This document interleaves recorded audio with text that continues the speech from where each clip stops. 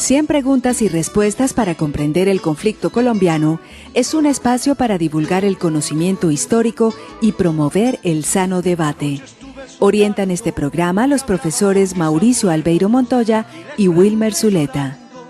¿Qué puedo hacer por mi pueblo? Aquí ya no existe paz, aquí ya no hay libertad, aquí ya no pasa un día sin algo que lamentar.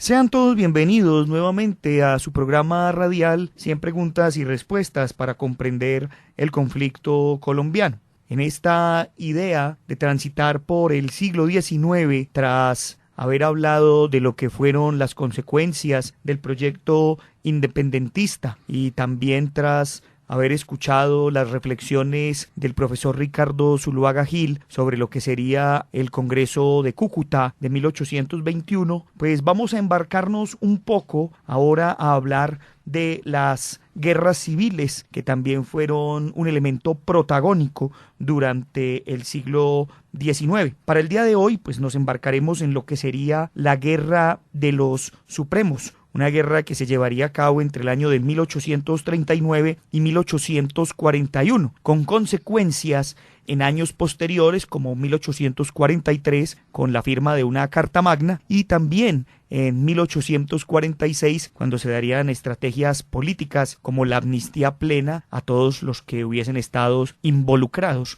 en esta contienda. Para el día de hoy nos acompaña el historiador Iván Adolfo Ríos, con quien conversaremos sobre este interesante tema. Vamos a entrar también entonces en materia con este asunto y queremos iniciar preguntándole, profesor Iván, algo que tal vez pueda ser sencillo, pero que tal vez nos permita hacer un contexto a nosotros y también a nuestros oyentes. Profesor, ¿por qué se le denominó a esta guerra bajo los apelativos de Guerra de los Supremos o también Guerra de los Conventillos? Ya veníamos mencionando las batallas que se estaban librando para consolidar la independencia del territorio de la Nueva Granada. Entonces, esas batallas exigían o demandaban del Estado grandes sumas de dinero y en manos de la Iglesia existía una gran concentración de recursos. El punto central es que la jurisdicción de los conventos de San Antonio, franciscano, Santo Toribío, dominico, y otros pertenecientes a los agustinianos y mercedarios, ubicados en el sur del país, sus rentas correspondían y se concentraban, por tanto, en el episcopado de Quito y había entonces que concentrarlas en otro punto que no fuera Quito, sino Bogotá, para solventar las batallas y las misiones en Mocoa. Y es por esto que al suprimir los conventos mediante la ley del 5 de junio de 1839 es que recibe el nombre de la Guerra de los Conventos. Un poco insistiéndole, profe, ese asunto también de lo que sería llamado la Guerra de los Supremos. ¿Por qué de los Supremos? Fundamentalmente porque esto tiene unos efectos de largo plazo y de mediano plazo, por decirlo así. En el largo plazo, la disputa después de lograr la independencia fue cómo consolidar un régimen político duradero. Después de la Constitución de 1819, esa confrontación se fue matizando y las provincias alcanzaron unas más relevancia que otras en términos políticos, económicos y por sus dinámicas propias locales. Los líderes que se consolidaron allí y que participaron en la guerra se autodenominaron los Supremos. Bueno, profe, hablemos un poco entonces, ya después de haber definido ese apelativo que se le da a esta guerra, ¿cuándo empieza? Y bueno, un poco más ahondar como en sus causas. Como veníamos mencionando, ese afán por consolidar un régimen realmente estable del Estado-Nación llevó a pugnas, digamos, políticas de varios sectores, ¿no? Fundamentalmente encontramos que desde la formación del Estado, con la Constitución de 1819, Bolívar emprende la iniciativa de consolidar la libertad de todos los territorios y deja a cargo a Santander una figura civilista y patriótica que intenta establecer los principios liberales en el Estado y esto entonces entra en franca contradicción con muchos sectores. Digamos que por eso algunos autores como Álvaro Tirado Mejía señalan que esta guerra es el germen de la formación de los partidos políticos, ¿cierto? Allí encontramos, por ejemplo, en el largo plazo, cómo las facciones alrededor de Santander adoptan un nombre, se conocen como los liberales, ¿cierto? A cargo de las élites intelectuales bogotanas, y alrededor de Bolívar, las figuras más emblemáticas de los estatutos militares, como en Venezuela, como en Ecuador y fundamentalmente Cartagena y Pasto. Allí entonces esto empieza a dirimirse y cuando se desata la rebelión por la supresión de los conventos, uno de los frailes regionales, Francisco Villota, se suma a los disturbios y convoca a otras autoridades, no solamente eclesiásticas, sino también civiles, para pugnar por el aplazamiento de la aplicación de esta ley. Hablemos de figuras que son representativas en esta denominada Guerra de los Supremos. Un personaje como José María Obando. Aquí es muy importante seguir insistiendo, digamos, en la expresión política de los personajes, ¿no?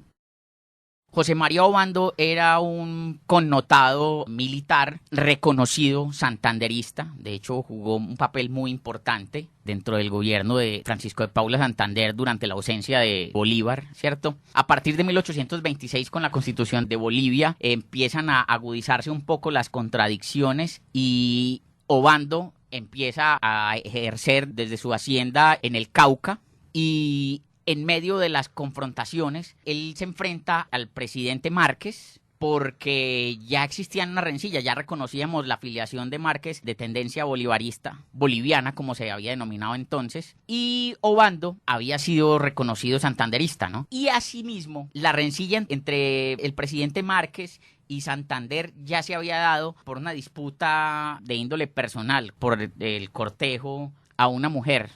Obando entonces, al mando de las facciones liberales, inicia una confrontación directa con el gobierno de Márquez y encabeza las principales subordinaciones. Digamos que los principales supremos reconocidos son José María Obando como el jefe supremo de las tropas provinciales, Francisco Carmona, que va a cobrar importancia por lo que vamos a mencionar más adelante, un supremo de Ciénaga Magdalena, y Salvador Córdoba, un emblemático personaje hermano de José María Córdoba, quien va a ser el supremo en Antioquia. Profesor Iván, hablemos entonces ya de estas regiones que juegan un papel muy importante y del desarrollo del conflicto. Y me gustaría empezar un poco hablando sobre el papel de una región como Pasto. En Pasto fundamentalmente ocurre que ese territorio va a estar en constante disputa, no solamente por los recursos fiscales que ya habíamos mencionado. El país siempre tuvo una dificultad en consolidar su sistema de economía política, entonces se consolidó como un Estado-nación, todavía con unas prácticas en materia fiscal heredadas de la colonia, y la supresión de los conventos va a ser el detonante de que Pasto se convierta en el epicentro de la Guerra de los Supremos. Y allí es donde se va a concentrar, digamos, Obando con las tropas más importantes. Va a aglutinar cerca de 2.000 soldados. Sobre todo porque en medio de la contienda ya sabíamos que los territorios limítrofes hacia Venezuela, por ejemplo el Casanare, que aspiraba a formar parte de Venezuela, y a cambio esos territorios del sur estaban siendo detentados por Juan José Flores, el presidente de Quito. Entonces esta zona va a ser de coyuntural importancia en esta contienda. Vale decir acá que para 1840, 15 de las 19 provincias que conformaban el territorio estaban levantadas en armas contra el gobierno central. Profe, hablemos un poco de ese impacto, ya saliendo de Pasto, como usted muy bien dice, es el epicentro de la guerra. ¿Cuál es el papel que cumple esta guerra en otras regiones de la nación? Es muy importante señalar aquí porque hay zonas que cobran vital importancia. Entre ellas, por ejemplo, Antioquia, ¿no? Va a ser un fortín antigobernista muy importante al mando de Salvador Córdoba, quien se va a posicionar, va a obtener victorias importantes, pero también encontramos no solamente a Francisco Carmona en Ciénaga Magdalena, que tuvo el triunfo de poner al gobierno departamental y declarar el Estado soberano de Manzanares. Se conforma también el estado de Cibeles, conformado por las provincias de Barranquilla, Soledad y Sabana Larga. Aquí encontramos personajes también como Juan José Nieto, insurrecto que depuso al gobernador de Cartagena, Mompox y Guajira. Estas provincias se declaran estados soberanos y van a declararse el Estado Federal de la Costa. Esto es clave señalarlo. Además, porque siguiendo la línea de Marco Palacio y Franz Safor en el libro de País Fragmentado, Sociedad Dividida, encontramos que el país va a tener una dificultad enorme porque sus diferencias políticas y económicas le corresponden fielmente con la composición geográfica del territorio, y es por eso que esta guerra va a ser importante para la reivindicación de estos caudillos provinciales, que consolidan su poder a través de lo que conocemos como los localismos, ¿no? Las relaciones parentales y el poder político alrededor del poder económico. Profe, hablemos un poco entonces de cuál es la respuesta del gobierno central contra estos levantamientos de los llamados supremos. Cuando detonan estas confrontaciones entre 1940 y 1942, el presidente Márquez encomienda 2 misiones fundamentales a cargo de Pedro Alcántara Herrán y Tomás Cipriano de Mosquera para confrontar los levantamientos. Allí entonces los focos fundamentales son Antioquia, el norte del país y Pasto. Allí ellos van a concentrar su fuerza militar, incluso recibiendo la ayuda militar que les brinda el presidente Flores a cambio de unas prebendas en materia territorial. Esa política avanza en algunos momentos con unos reveses, por ejemplo, las derrotas eventuales que tienen en Antioquia con Salvador Córdoba, las que enfrentan con el caudillo Carmona, las que enfrentan con Obando en el Cauca, pero esos avances van a ser de tire y afloje porque finalmente la contrarrevolución va a tener un triunfo muy importante después de noviembre de 1941. Vamos a escuchar algunas de las consecuencias y también algunas de las explicaciones sobre lo que la Guerra de los Supremos generó en una provincia como la de Antioquia, que ya el profesor Iván mencionaba, pero vamos a escuchar un poco también el análisis de la profesora María Elena Saldarriaga, quien en un documental que ustedes, nuestros oyentes, pueden encontrar en YouTube, pues ella habla del impacto de la Guerra de los Supremos en la provincia de Antioquia. Escuchemos. Otra cosa que es importante es que después de la guerra, es decir, la guerra, estamos en la guerra y en una parte como final de la colonización antioqueña que viene a finales del siglo XVIII y viene hasta el siglo XIX, mediados un poco más creo, porque cuando uno mira de dónde sacan tanta gente, tanto ejército voluntario, pues yo lo que me di cuenta era que la colonización y guerra, ¿cierto? Entonces, mire, pudieron tener voluntarios porque había mucha gente que estaba en ese proceso de colonización buscando mejores condiciones de vida material y de todas maneras en el ejército van a tener la comida y por lo menos el uniforme, así fuera malo, raído, roto, etcétera, ¿cierto? Eso es muy importante cuando uno está leyendo la fuente primaria. Entonces se termina la guerra y se crea el otro cantón, el de Salamina, ¿cierto?, que es realmente un cantón generado por la colonización y también es como fin de la guerra. Otra cosa, digamos, importante, ya uno yéndose hacia otro ladito, es que la participación del clero en la guerra. El obispo Gómez Plata, por ejemplo, que era amigo personal de Córdoba y era santanderista, ¿cierto? Córdoba le escribió diciéndole pues que se había tomado la provincia, y le cuenta, entonces el otro le contesta y le dice que él no está de acuerdo con eso. Entonces, importante para resaltar es que la Guerra de los Supremos va a fortalecer el grupo, digamos, de los moderados que se convierten en ministeriales después de la guerra, que son los protoconservadores, ¿cierto? Entonces, la guerra va a generar el cantón de Salamina y va a fortalecer al grupo ministerial que son los protoconservadores ya para el 1848 cuando ya aparecen pues los partidos políticos en la Nueva Granada, ¿cierto? Que ya se da la otra guerra, la del 51, por otras razones muy diferentes, ¿cierto? Pues las reformas liberales. Usted está escuchando 100 preguntas y respuestas para comprender el conflicto colombiano. Profesor, luego de escuchar pues un poco lo que la profesora María Elena Saldarriaga nos plantea, pues surgen muchos nombres que ya hemos venido mencionando, pero me gustaría profundizar un poco en dos personajes, Pedro Alcántara Herrán y Tomás Cipriano de Mosquera, y su impacto en lo que sería la respuesta a estos levantamientos supremos. Ellos van a finalmente alcanzar grandes triunfos enfrentando con el respaldo de un general venezolano, Eusebio Borrero, los frentes de Antioquia, Chocó, Buenaventura y Cauca, en donde obtienen finalmente una victoria importante. Finalmente obtienen también reducir en Antioquia las tropas de Salvador Córdoba. Al general González, caudillo de Cundinamarca, también lo reducen. Y finalmente, en febrero de 1840, allí Eusebio Borrero reduce a Salvador Córdoba en una batalla librada en Itagüí, pero allí entonces se mantiene todavía el aliento de la contrarrevolución y a cargo del general Braulio Henao se conforma un contingente muy importante en donde va a participar la legendaria María Martínez de Nícer, la esposa del comerciante minero Pedro Nícer.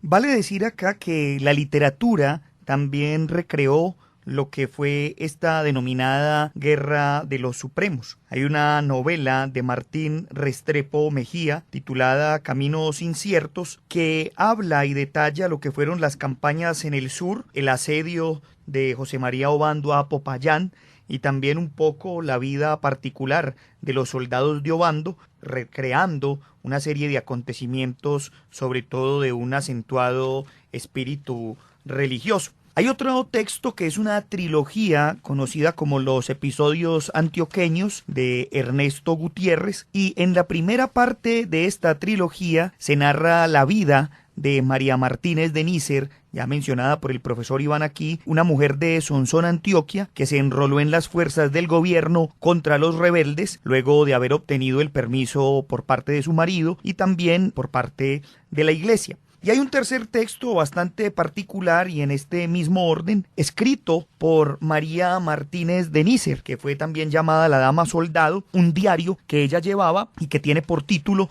Diario de los Sucesos de la Revolución en la provincia de Antioquia en los años 1840-1841. Específicamente eran sus anotaciones personales de la experiencia que ella venía viviendo en la guerra. Mayor Henao, el amor a la patria y a mi esposo me han puesto en este traje. ¿Y quién no haría otro tanto en mi lugar? Compañeros valientes, resuelta estoy a acompañaros en vuestra noble lucha, cuyo norte es el exterminio de nuestros enemigos y el restablecimiento del orden. Sé que vosotros, como admiradores del inmortal Neira, de ese héroe privilegiado de la Nueva Granada, aspiráis a imitar su ejemplo. Su nombre será nuestro ángel tutelar. Viva el gobierno y la Constitución.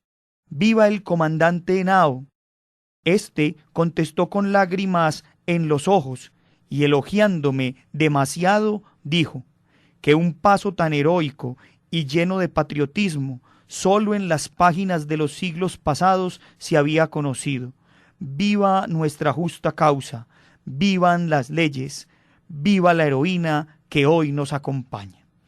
Escuchábamos un fragmento del Diario de los Sucesos de la Revolución en la provincia de Antioquia entre 1840 y 1841, diario de María Martínez de Nícer, la Dama Soldado, que menciona aquí su encuentro con los militares antes de ir a la batalla. Usted está escuchando 100 preguntas y respuestas para comprender el conflicto colombiano.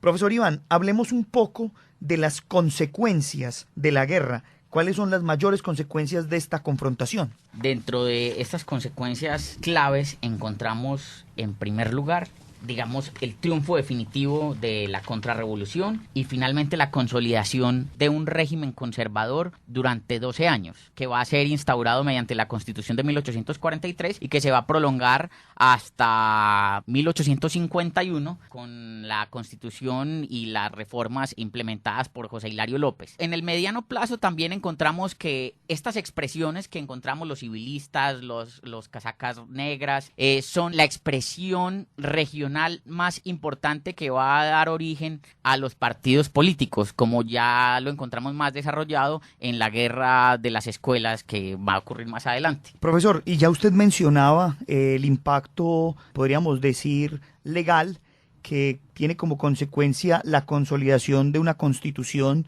como la de 1843. ¿Cuáles son las características de esta Carta Magna?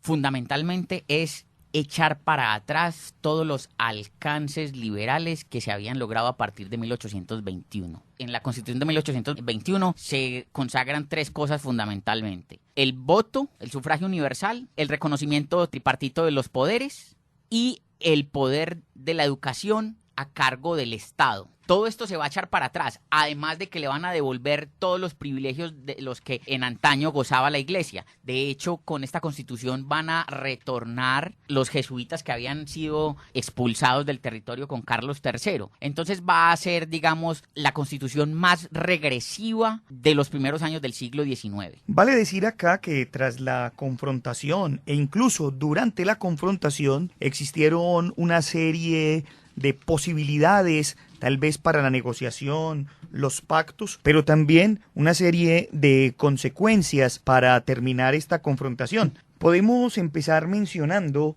un pacto que en el mes de febrero del año de 1840 pues trató de realizarse entre los militares Obando y Herrán, un pacto que buscaba un poco que se diera una amnistía a los levantados y un indulto pleno. Esa amnistía se conoció como la amnistía de los árboles, que suscitó un amplio debate nacional, sobre todo porque el gobierno central pues no estaba muy de acuerdo. Para buena parte del gabinete del presidente Márquez, esta no era la conducta más adecuada, mientras que el militar Pedro Alcántara Herrán pues trataba de negociar con Obando. En el Congreso se debatió acaloradamente esta posibilidad de conceder una amnistía a los rebeldes y esa iniciativa fue derrotada por 36 votos contra 28. Eso hizo entonces que el propio Obando huyera, además porque también se le acusaba de ser un conspirador en la muerte de Sucre. Además de eso, pues hubo una serie de acciones posteriores también en los asuntos de la guerra que llevaron a que se diera una finalización en algunas zonas a partir de la lucha y la confrontación militar hasta el final, y en otras a partir de la negociación. La primera, por ejemplo, esta de confrontación plena, podemos encontrarla en las zonas de Buenaventura y Cauca, donde el general Tomás Cipriano de Mosquera pues fue bastante fuerte militarmente, y algunos de los textos mencionan que asesinó a los hombres por docenas, entre ellos al bizarro coronel Salvador Córdoba, al moderado doctor Manuel Camacho, al ilustrado señor Manuel Antonio Jaramillo, al anciano e inofensivo Cruz González y a otros tantos que se dice pues serían bastantes para referir aquí, pero que de alguna manera pues corrieron ríos de sangre en estas zonas donde Tomás Cipriano de Mosquera pues decidió ir hasta el final con la guerra militarmente. Pero en otras zonas primó lo que podríamos decir sería la negociación, y negociaciones que se dieron en zonas como en el Caribe colombiano, que con los oficios del cónsul de Gran Bretaña, el señor Stewart, se logró hacer un pacto con las fuerzas rebeldes de Francisco Carmona, cuyas fuerzas rebeldes, pues después de negociar con esta intermediación de Stewart, pues lograron salir de la confrontación. Vale decir acá también que hay algo bastante interesante. Por aquella época, Mariano Ospina Rodríguez, secretario del Interior del gobierno de Márquez, dijo en el año de 1841 que las causas de la guerra habían sido específicamente 3.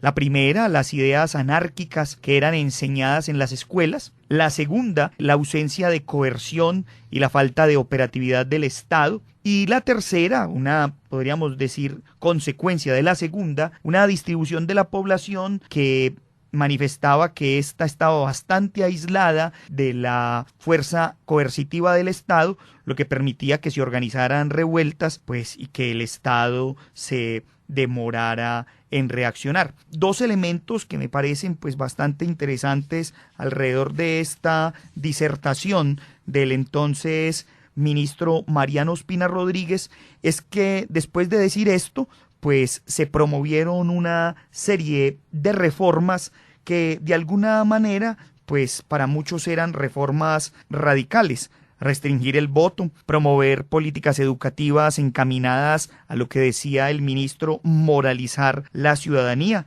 y además pues ampliar los poderes del Ejecutivo para evitar que otras revueltas se llevaran a cabo. Vale decir también aquí, pues como ya lo había mencionado en su momento el profesor Iván, que en 1844 retornan los jesuitas al país y en 1845, cuando Tomás Cipriano de Mosquera asume el mando de la República, sanciona una ley de amnistía para todos los responsables de delitos de traición, rebelión y sedición cometidos entre el 1 de junio de 1839 y el 31 de diciembre de 1845, saldando con esta ley pues lo que podría decirse la pacificación de alguna manera para aquellos que se habían levantado en este movimiento que habíamos denominado o que se denomina en la historia como el levantamiento de los supremos o la guerra de los conventillos. Con esto entonces y todas estas historias terminamos nuestro programa del día de hoy. Agradecemos al profesor Iván Adolfo Ríos por todos sus conocimientos, a la Universidad Nacional por este espacio que nos brinda, a Jorge Benjumea en el máster y a ustedes los esperamos para una próxima emisión de su programa 100 preguntas y respuestas para comprender el conflicto colombiano. Hasta pronto. 100 preguntas y respuestas para comprender el conflicto colombiano es un espacio para divulgar el conocimiento histórico y promover el sano debate. Orientan este programa los profesores Mauricio Albeiro Montoya y Wilmer Zuleta. ¿Qué puedo hacer por mi pueblo? Aquí ya no existe paz, aquí ya no hay libertad, aquí ya no pasa un día sin algo que lamentar.